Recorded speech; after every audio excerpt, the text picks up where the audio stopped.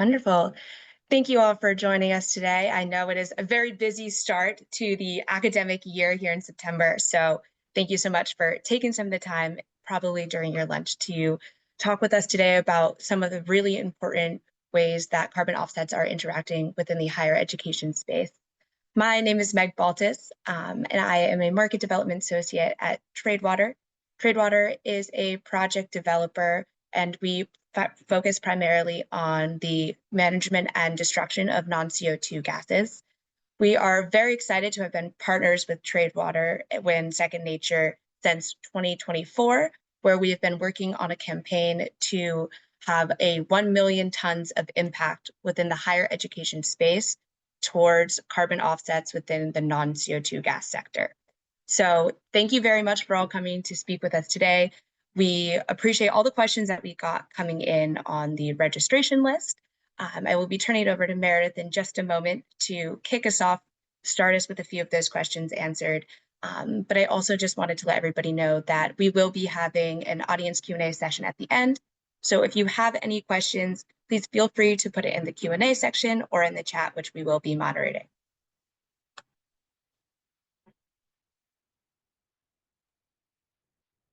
Over to me, Meg. Yeah. You ready? Okay, great. Hi, everyone. Welcome. I'm so glad to have folks here and so glad to be with our panelists. My name is Meredith Lee. I'm a climate programs manager at Second Nature. We are a nonprofit organization accelerating climate action in and through higher education. We've been doing an incredible amount of work in the offset space since 2022, including but not limited to our Offsets Council, which is a group of peers, professionals in the higher education space that meets monthly to discuss important offsets and offset adjacent topics. And we also just early this year, calendar year, we released our revised, updated comprehensive offsets guidance. If you haven't seen it, I really encourage you to head to our website at secondnature.org and check it out. And then we continue through our programming and initiatives to prioritize technical assistance, project developer vetting, and partnerships like our partnership with Tradewater to support higher education institutions with their offset engagement. And as the entity setting the guidance for climate action and higher education, we really maintain that offsets are a super incredibly important space for higher education institutions to be engaging, not just via their procurement towards climate action goals, but in their research and their teaching of future climate leaders. So we're going to go directly into a discussion with our panelists, but before we do that, I just want to echo Meg's assertion that we received a lot of questions from registrants in advance. We're going to work to address those in the last 15 or 20 minutes of the event, but I do want to sort of handle one right off the bat, and hopefully we'll hear more about it throughout today's discussion.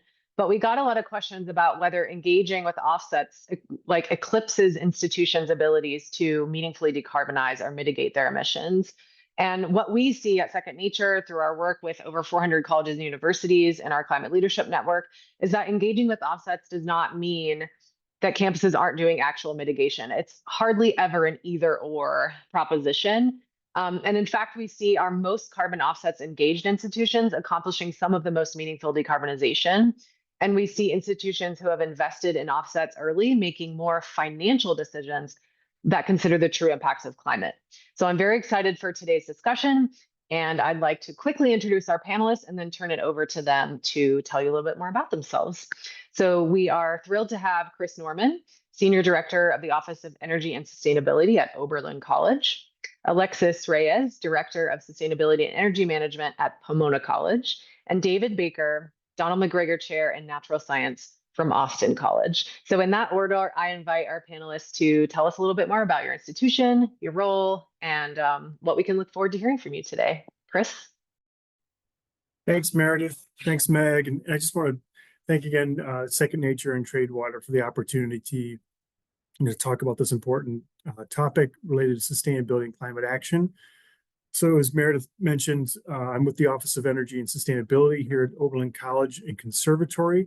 We are housed within the facilities division. So it gives us an opportunity to work with our facilities planning construction, so the new construction work, as well as the major renovations on campus.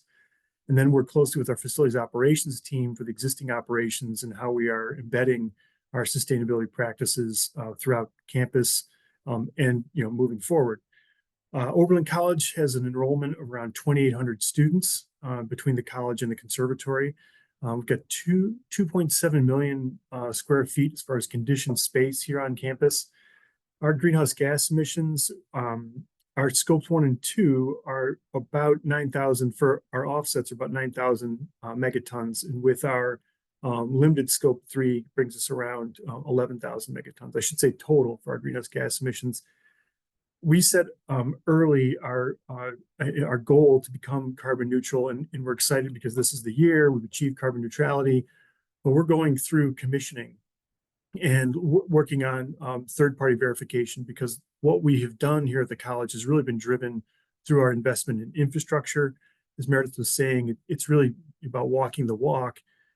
For us, we're looking at, as we are commissioning our new district energy system, the ongoing weatherization and energy efficiency for buildings, our evaluation of decarbonization opportunities on campus, and really trying to time those up with life cycle analysis for equipment, as it's coming to the end of its useful life, make the investment then. And then where we can, expanding our renewable energy strategies for on-site production. All of that then ties into our offsets, and we'll talk more about this, but really looking at high quality offsets, they're third-party verified. And again, I think that's certainly what Tradewater represents, but I think it's just best practice for us and for our stakeholders. But where we can, driving those offsets into local and regional programs. And then really, if we can tie those into even nature-based solutions, that's another opportunity for us. All of this tied into our academic work and research. I think it makes the carbon offsets really a value add for all of our stakeholders. So again, thanks for the opportunity. I look forward to the panel discussion.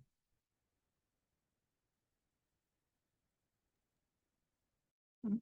All right, I'll head next. So my name is Alexis Reyes. I'm the Director of Sustainability and Energy Management at Pomona College. I've been working here for about 10 years. My office is also situated in Facilities and Campus Services. If you don't know about Pomona College, we are a private liberal arts college in Claremont, California, which is in Southern California. We have about 1,700 students enrolled, and it's like something like 98% of them live on campus. So we're a very residential campus. We have a 2030 carbon neutrality goal. Our carbon footprint is about 14,000 metric tons. It includes scopes 1, 2, and 3.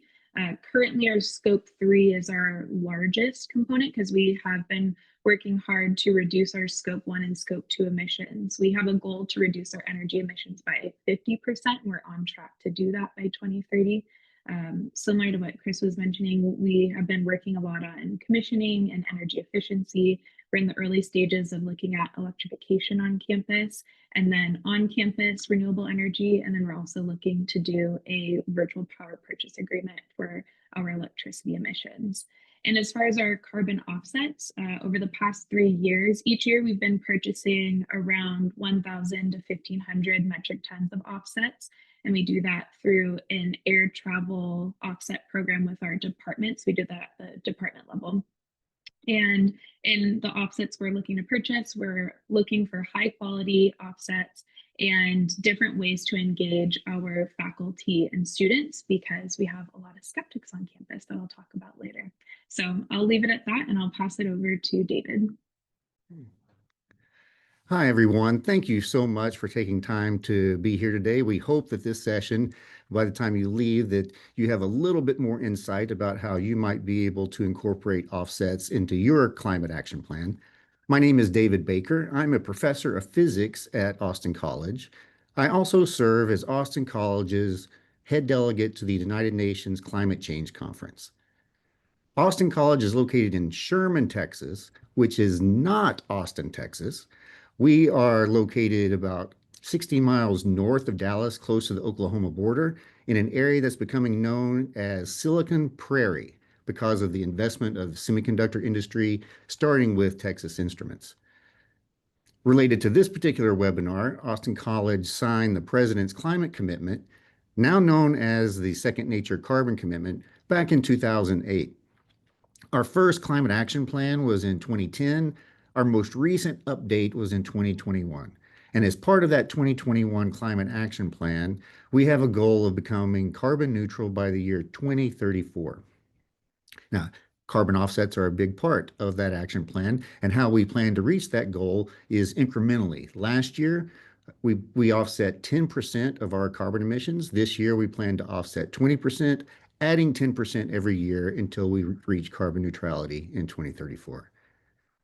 In preparing for this, I was thinking about how Austin College, which is very similar to Oberlin College and Pomona College in size and scope and goals, how our journey might have been a little bit different than theirs. And I came to two main points. One is we are located in Texas, and this provides certain opportunities, but it also provides some challenges. The second thing is that unlike Oberlin College and Pomona College, we do not have an Office of Sustainability. Their Office of Sustainability is underneath the facilities in terms of organizational structure. We don't have that at Austin College. But what we do have is a Center for Environmental Studies that is housed under Academic Affairs. And because of this, it also provides some unique opportunities, but also some challenges. We look forward to sharing our stories over the next couple of minutes. Thank you again so much for being here. We look forward to the conversation. Amazing. Thank you three so much. We're so honored to have you here. Appreciate your time and your busy schedules. So as y'all have heard, and I see some questions going in the chat already, amazing.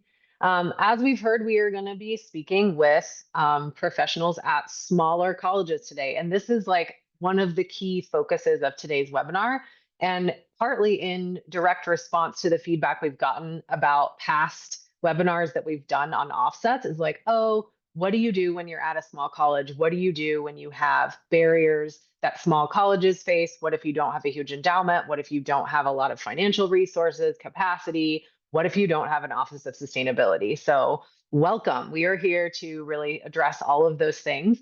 And so I want to kick us off really just right there.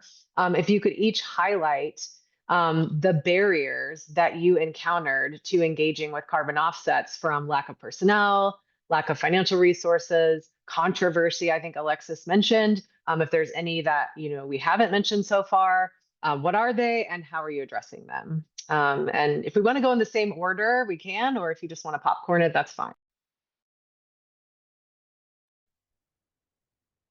Okay, well, I'll kick it off. And again, thanks for the opportunity. So, there are barriers. We've leaned on the advice from Second Nature, and really trying to look at what our best practices. For us, this is coming at the heels of a massive investment in our infrastructure here on campus. So the dollars that were available have been a major question mark. But we know that offsets are necessary. If you're going to be carbon neutral, you got to balance some way. Finding those offsets close to home. In our case, we were able to find, through Tradewater, actually a partnership right here, project in Ohio. That really went a long way with our stakeholders, that we are investing in projects here that are local, to our neighbors, et cetera. And then creating a process that's inclusive for our students and the rest of campus community. That's something that we have threads of, a history here on campus.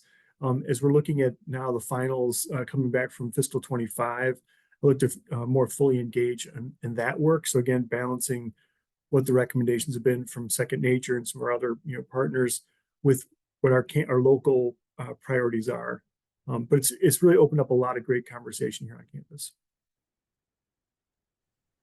I can jump in next. Yeah, definitely barriers. I think for us, the most basic one was just not knowing enough about the industry.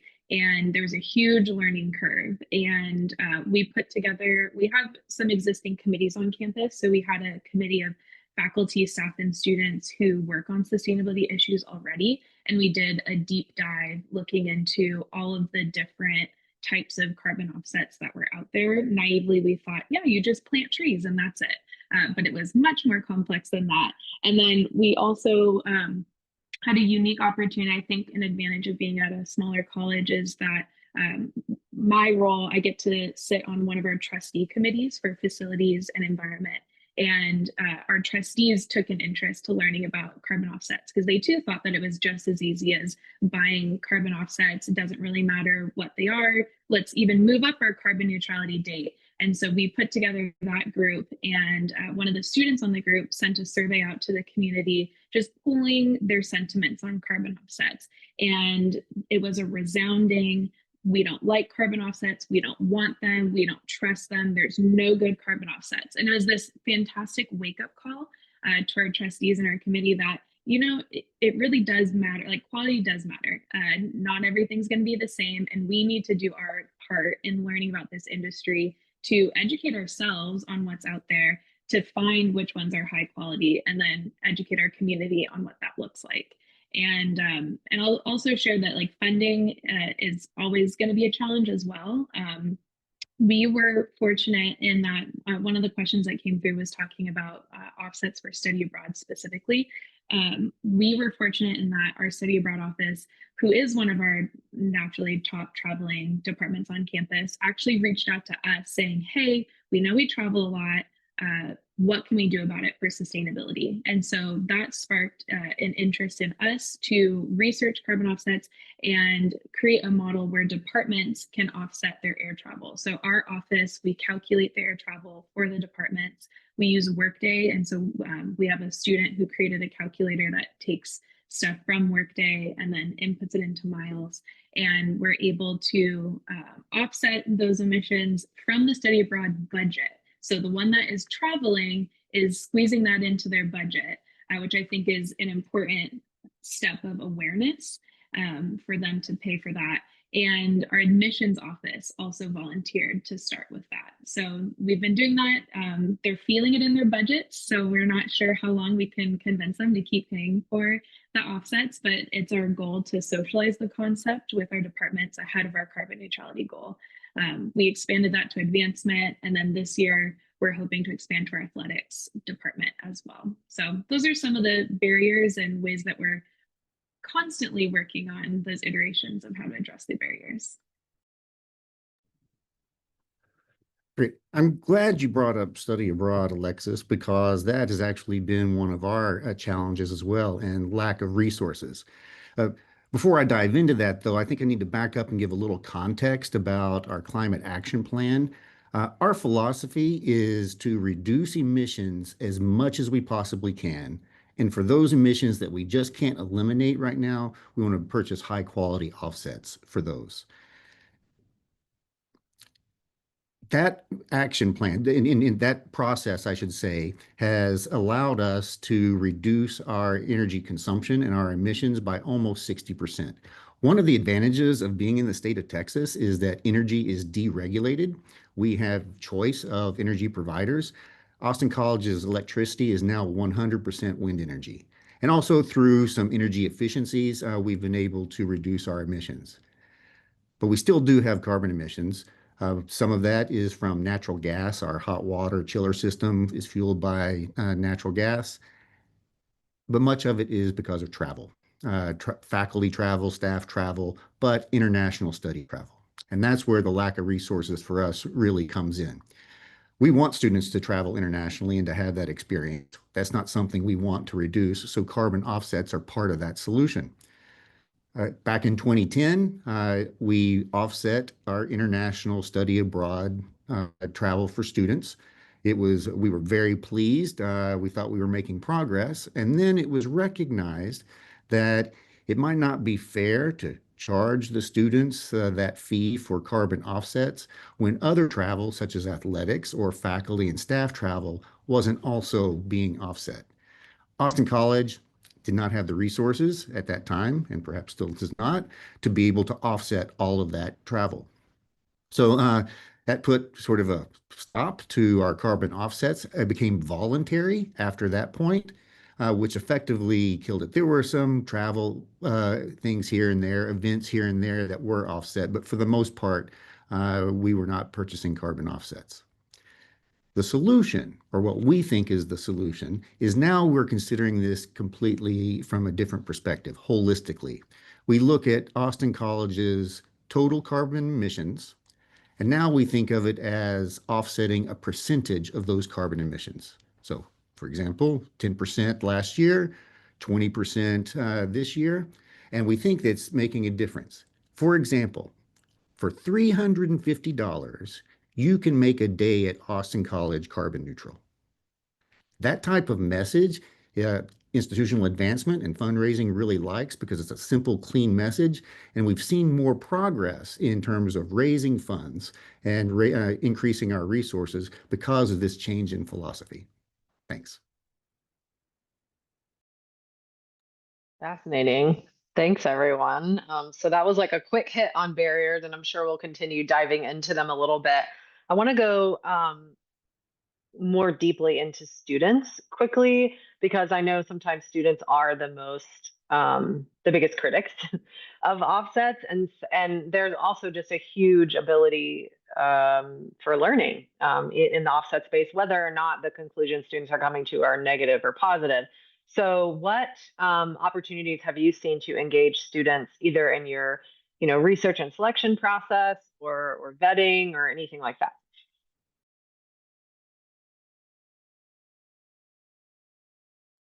Chris, kick us off.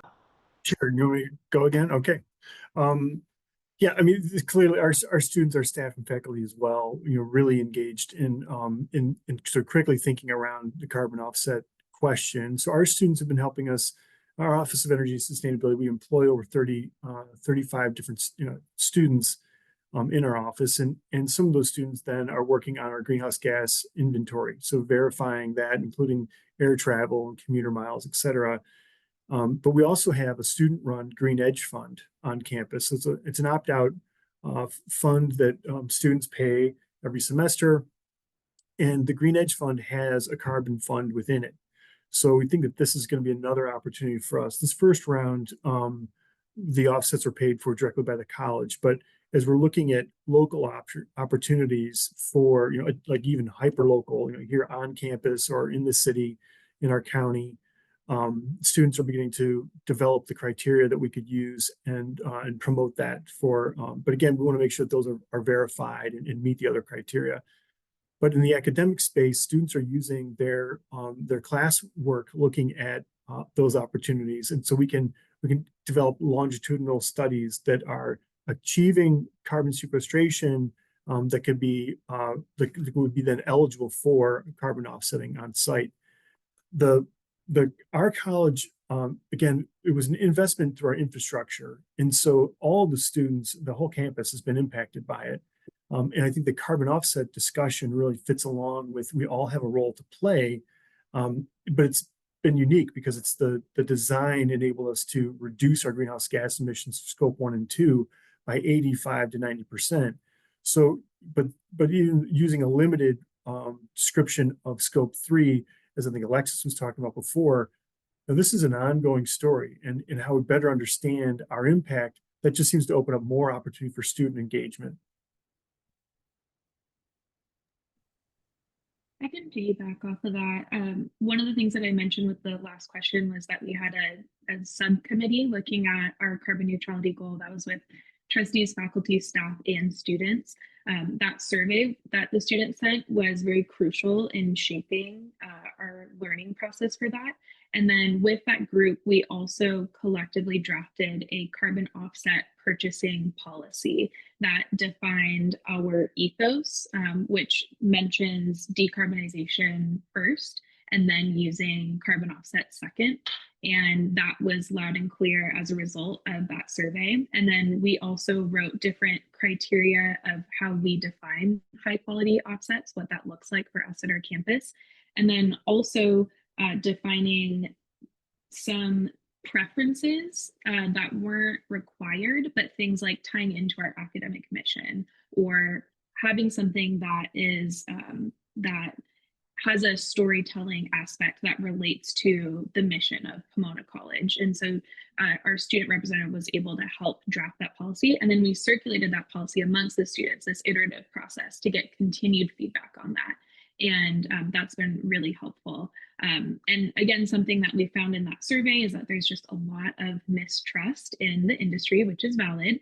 And so in this process, I've also been able to find different alumni from Pomona College who are now in this industry. So that's been a really fun and unexpected engagement aspect that we've been able to do. And one of our alums was on a registry for carbon offsets. And we struck up conversation, and he's like, hey, I'm going to be in the area. I would love to host an on-campus panel. So we were able to work with him, a student moderator, one of our faculty spoke, and then we were able to find a local representative from a carbon offset company in our area. And we did a panel. And ahead of the panel, we had lunch with the panelists. Students were invited. They asked some like amazing, tough questions. And I braced our panelists. I was like, hey, we're going to get some tough questions from our students. And they were, but having that two-way dialogue was priceless. And I think the students walked away from that lunch and the panel itself, first believing that something was a bit black and white, and then expanding their purview to be like, you know what, there's actually a lot of gray area with this, and this is something we do need to wrestle with. So I think that student engagement was just incredibly valuable. Yeah, perhaps one of the advantages of not having a sustainability office under facilities, but having a Center for Environmental Studies under academic affairs, is we have some natural pathways to involve students.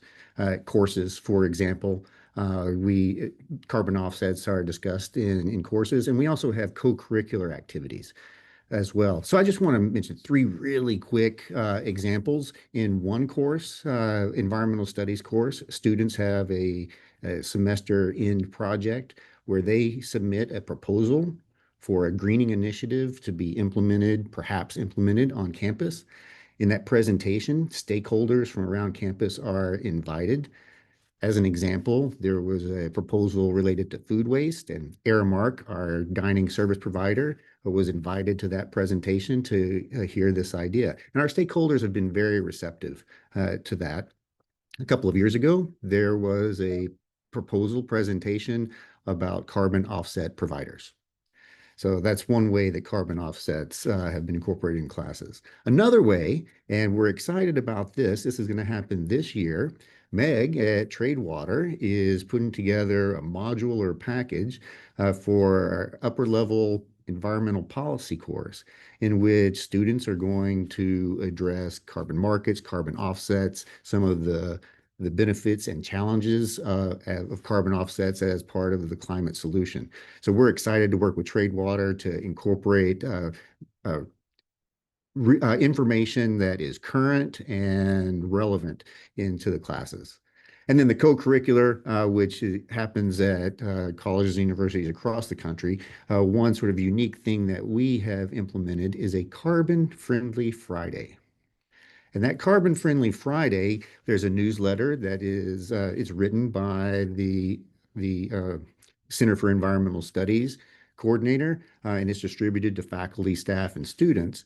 But students also, just this past Friday, had a table in front of the cafeteria that promoted some carbon-friendly ideas and ways that students could get involved. Different organizations, different things. We have a student sustainability fund, for example, in which students with a greening initiative idea can propose it, it gets evaluated, and we've had many of those ideas implemented. But I just want to point out that our last Carbon Friendly Friday, there was a poster related to carbon offsets and the 1 million ton campaign. So those are three ways that we have been able to have students, three specific examples of students' involvement. Thanks. Amazing. Tons of good ideas. Tons of good ideas. This is great. And I think I'm going to skip the next question just in the interest of time, since you've already kind of spoken about engagement of other stakeholders like trustees, faculty, et cetera. And so I just want to ask you about any other tools or resources that you leaned on. So you talked about doing a lot of your own personal evaluation, and we've had some questions in the chat about how you evaluated quality. Were there some resources, guides, tools that you found useful in that endeavor?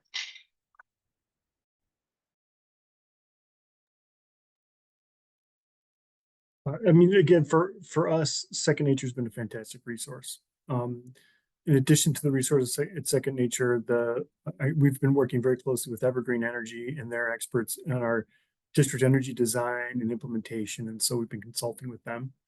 But those are just, that may be specific to us. But again, Meredith, I think the work that you guys have been doing has been fantastic. I'll echo that. Highly recommend joining the monthly Carbon Offsets Advisory Council. I just learned so much from those meetings from my peers. And I think that relates in general just to reaching out to colleges and universities who have done work in this field and just setting up one-on-one conversations, asking all questions. There's no like simple or basic question because it's a very evolving market. I mentioned that I was able to get in touch with some alumni. So I reached out to our alumni office and was able to get like a jobs database of where our alumni have landed over the years. And I pulled out ones where our alumni were working in different carbon offset companies or affiliated, and just set up meetings, just learning about their industry, what they do, what they recommend, where they see the future is going. And that's been awesome just to get firsthand experience from people who are in the industry. And then when we first started purchasing carbon offsets, we subscribed to a marketplace that did a first pass at offering high quality offsets. But it still was a very manual process on my end, just really wanting to do our due diligence, knowing that our community is very skeptical of carbon offsets. So I really wanted to break that down even further and make sure that what we were purchasing was credible with the company, the industry, the location, all of that. And that was a pretty manual process. And I'll say that some ended up being great purchases. Some I would not purchase again, unfortunately. And things just happen. Things come out in the news that are, even to the best of your ability, you think it's a good project and just ends up not being the case. So something that we're currently using, and if you're a Second Nature member, you do get a discount on it, is Calyx. They are a third-party ratings company, and they make it very straightforward. They give every project a grade, and it's just very easy to understand. They do all the work for you because I am not an expert in this and all the science and everything. So I've just really appreciated the independent ratings that they offer.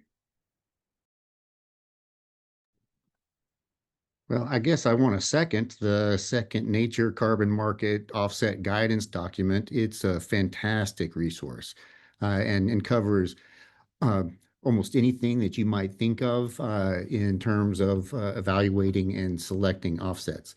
One thing that's in that document that has been really important for us is looking at co-benefits of carbon offsets. For example, our most recent purchase of carbon offsets through Tradewater is halocarbon capture and destruction. Halocarbons per molecule are very strong greenhouse gases, and so reducing those halocarbons is good for climate change and global warming. But those refrigerants also affect the ozone layer. And because of that, they also are beneficial that way, two separate problems. Having those additional benefits can really help in your story when you are sharing about the purchase of carbon offsets and the benefits. It was especially important for us because the Austin College administration, when they chose the halocarbon destruction project as the one to fund, it was more amenable. It was an easier decision for them to make than, say, perhaps methane capture, because here in Texas with the oil and gas industry, that one might have been a more contentious, whereas the halocarbon was a much easier decision to make. Wow. Yeah. Super interesting. So that kind of leads me into and thanks so much for, yeah, support of Second Nature's initiatives. It's always so good to hear that what we're doing is actually making a difference for you. And I'm sure Tradewater feels the same. I want to kind of go into something that you just mentioned, David, which is like the narrative and the stories that you have to tell about sustainability, like within your specific context. Because I think that that's something, obviously, we've gone over how controversial offsets are, both just in and of themselves, but also like they're seen as like a counter narrative to sustainability now in some ways, like true sustainability. So I'm interested to hear, like we've heard how they fit into, I guess, your sustainability plans and action on climate, but how do they fit into the stories that you're telling? And are there any new narratives that have been unlocked through your engagement with offsets?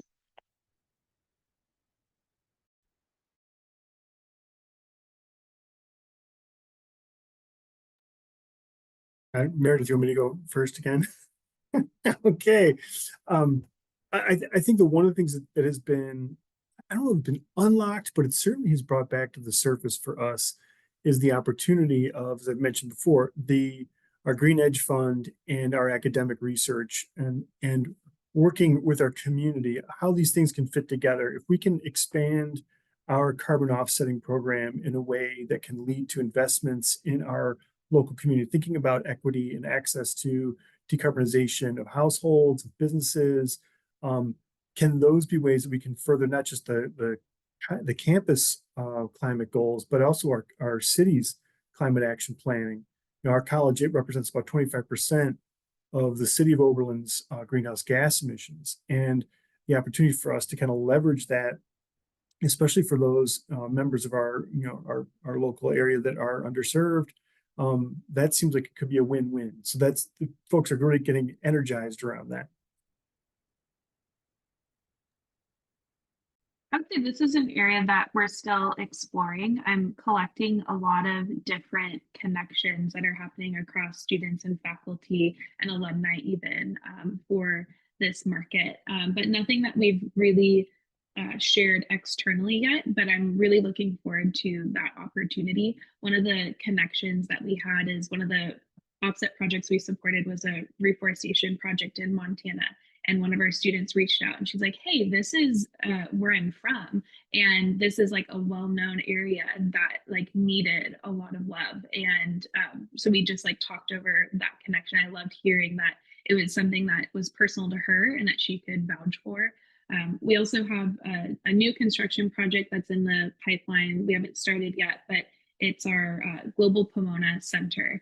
And it's where we have our students can stay in different language quarters and speak and interact based on a language that they have. And then it can be tied to our study abroad program as well. And the director of that program is very sustainability minded. And so we're looking for ways, are there projects, international or domestic, where we can have an offset project that links to the study abroad program, that where students and faculty can visit and participate in some of the research that goes on there. So that one's still emerging, but we're looking for connections in that area. So I think there's a wealth of opportunities, and I think it's just great having that faculty and student connection and then being able to celebrate those connections with our community as well.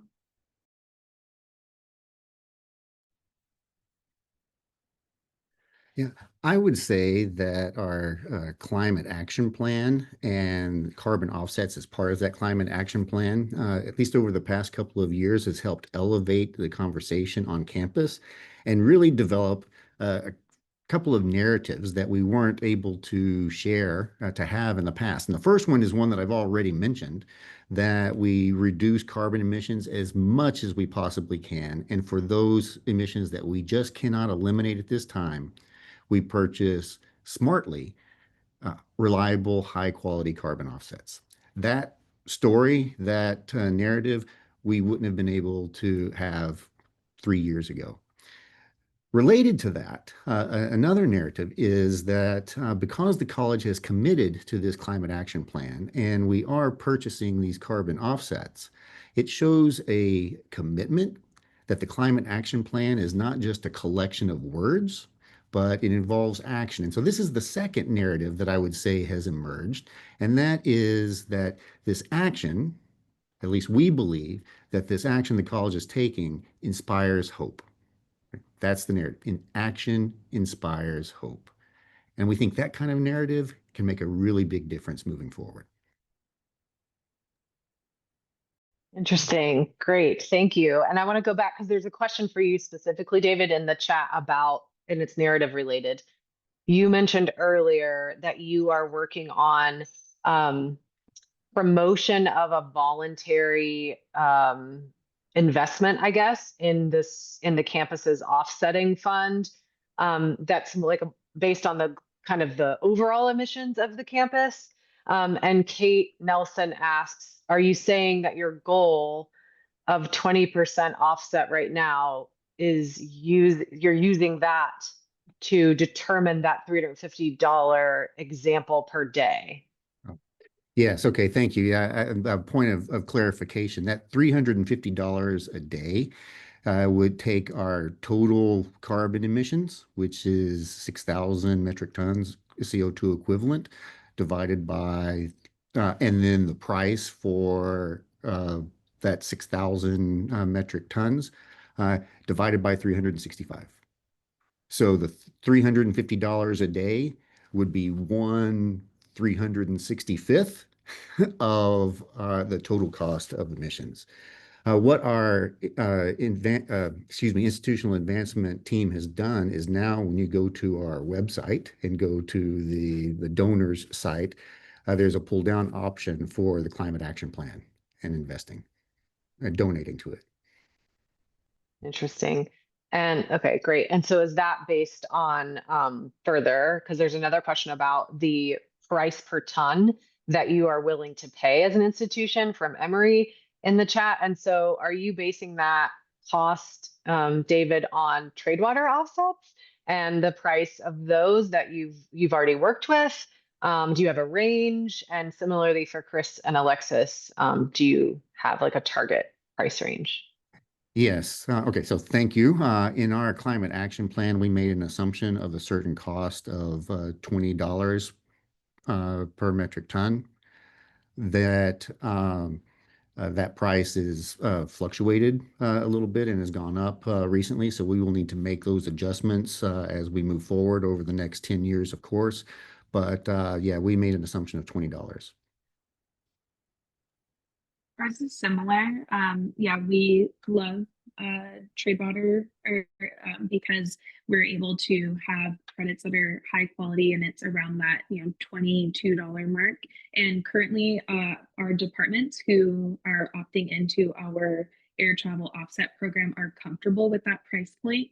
I'm vetting an option that's around like $10 to $15, but still high quality, that we can offer to the departments who are struggling to fit it into their current budgets. And then in the past, we've also offered offsets that are $30 to $35. And people do purchase that one, but it's definitely less. I'd say 10%. And then our office, sustainability office, we purchase some offsets also at the end of the year that we're holding on to. We're not retiring.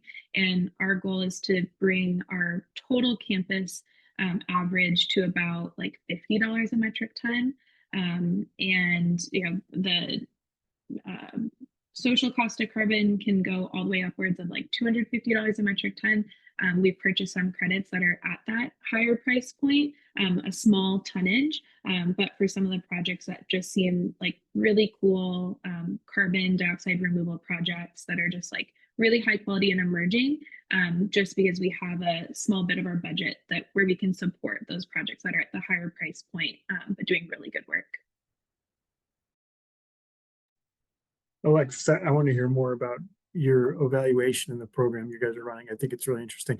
We've been pretty simple out of the gate so far. Really, it's just been we have baked in our the majority of our natural gas is offset through one of our suppliers, and the rest of that's being offset through Tradewater, and it's that $22 range as far as the cost per metric ton for us. But I think that again, looking at they need to be high quality offsets that are third party verified, but having an array of price points, I think makes sense for different departments, but also trying to look at sort of the equity side of it, that we've got accessibility. We just want to make sure that we are at the end of the day balancing our book to achieve carbon neutrality.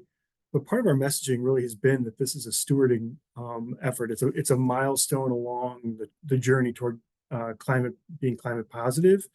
And so the offsets that fit into this whole discussion, and Meredith, as you alluded to at the outset, we're balancing the reinvesting for decarbonization with the use of carbon offsets, that the weatherization, the energy efficiency, the decarbonization, those are first points of contact.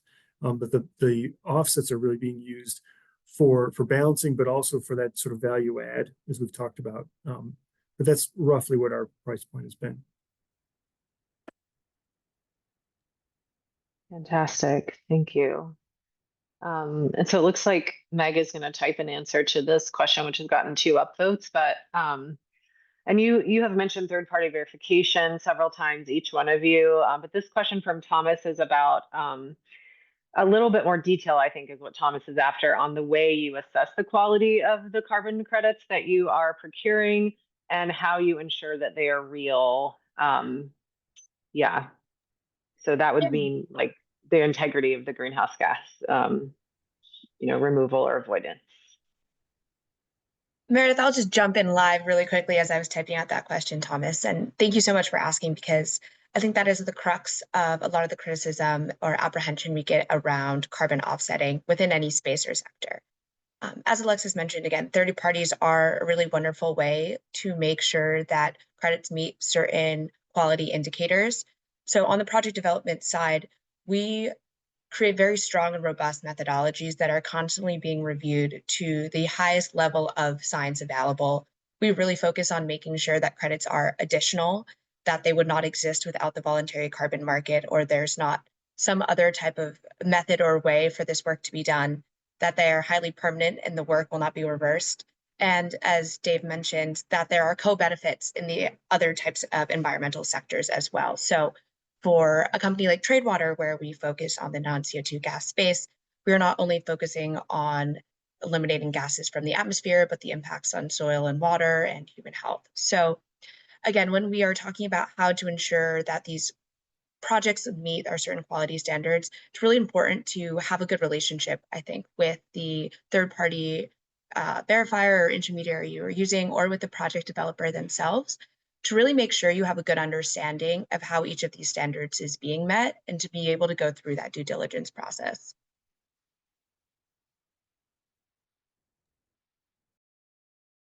Thanks, Meg. Do any of the panelists want to share anything about your due diligence process with protocols, project developers, anything like that, when you're not just trusting sometimes what a project developer is saying? What are you doing to back up the claims that these offsets are real? I can jump in. I mentioned that we use Calyx. That's been a really easy, straightforward option for us. I've also reached out to specific faculty where their field of research intersects with the offsets that we're purchasing, just to get a sense of the technology or the market in general. And something unique that we started doing is our investments office has access to different databases that assess the financial stability of the company. And so we'll actually send them a short list. And even if their technology is great, if the company financials maybe aren't so good, then they can flag that for us as well, because we're hoping that the offsets we're purchasing are high quality, but that they'll stand the test of time, and that when we reach our goal and beyond that, we can say that we've been able to purchase high quality credits that are still high quality. And also, one of the companies we've purchased from also has a guarantee that if any of the credits fall through for any reason, that they'll replace those credits. And that actually happened with one of our earlier purchases that we did. So that's like a good assurance as well, as like a, hopefully that doesn't happen, but it was great that we had that built in with the company we purchased from.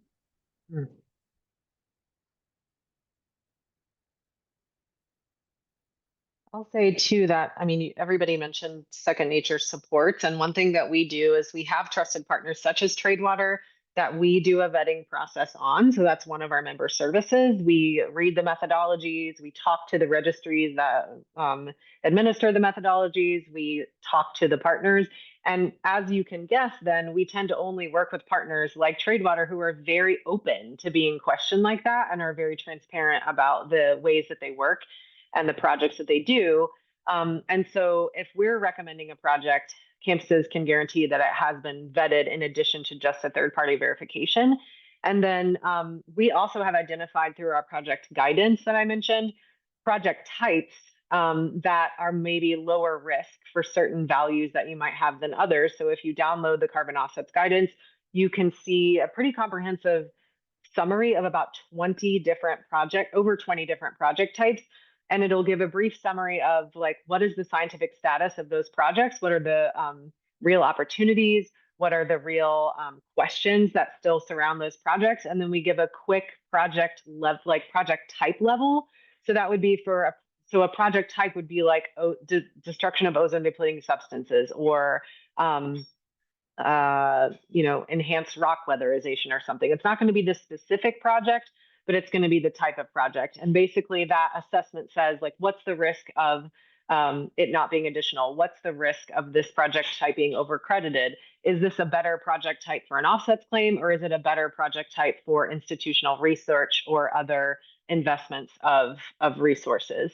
So encourage you, if you're just getting started in the space, to access that resource, because it will hopefully get you started in your own due diligence process, where you don't have to like invent the wheel on all of this, because it is quite daunting for sure. And so I do, although we do have a couple other questions, I think we mostly got to all of them. I want to turn it back over to Meg quickly before we close out the webinar. Thank you so much, Alexis, Chris, and David, for your sharing and being here with us today. But Meg is going to give us a little bit of an update about the 1 million tons campaign that all of these campuses have participated in with Second Nature and Tradewater. Awesome. Thank you so much, Meredith. And I want to apologize again for some technical difficulties with the slides today. They seem to have a mind of their own. But I did want to quickly go over something that I referenced at the beginning, is that we have a 1 million ton campaign between Tradewater and Second Nature. The emphasis of this campaign was to try to utilize the impact of higher education to bring 1 million tons of avoided emissions. So we are very excited to announce that in just under 2 years, we have had 8 campuses collectively help us contribute to 593,667 tons of avoided CO₂ emissions. This is already over 50% of our goal, with only a small subset of universities on board. Again, we want to thank Oberlin, we want to thank Pomona, and we want to thank Austin for their help in helping us all reach this goal, and for being willing to come and talk about their work with Tradewater and Second Nature here today. And we also want to use this as a call out to all of you listening and watching, that we can scale up this work, and we are really excited to be able to do so. So again, if we think about just roughly the amount of universities in the United States alone matching this impact, this 1 million tons of impact would be nothing compared to what we could do with all of our collective efforts. So we want to thank you all for your interest in this work, and also, again, realizing that the crux of this conversation was, with smaller budgets and with maybe less of a robust team available, as Dave mentioned, Austin College doesn't even have a sustainability team. How can we still have an impact? And I think something important when looking at these numbers is that they are a collective number, and it takes all of us working together to get there, and that small colleges have still had a really big impact in making this number grow, and in being able to help us share the message. So again, I just want to give a big thank you to all of our panelists today, and a big thank you for all of us to join us in this conversation. And if you have any follow-up questions for any of us, feel free to reach out. We will also be sharing the recording at the end of the session. Beautiful. Thank you so much, everyone, for attending. Please check the chat for some helpful links before you leave. The campaign tracker for the 1 million ton campaign and information on how to get involved if your campus is interested is Bridget put into the chat. There's more information about Tradewater in the chat from Eli. And yes, just please stay in touch, reach out if you have any further questions. And we so appreciate you taking time out of your busy schedules to join us today. Thank you. Thank you, everybody. Thank you. Thanks, everyone.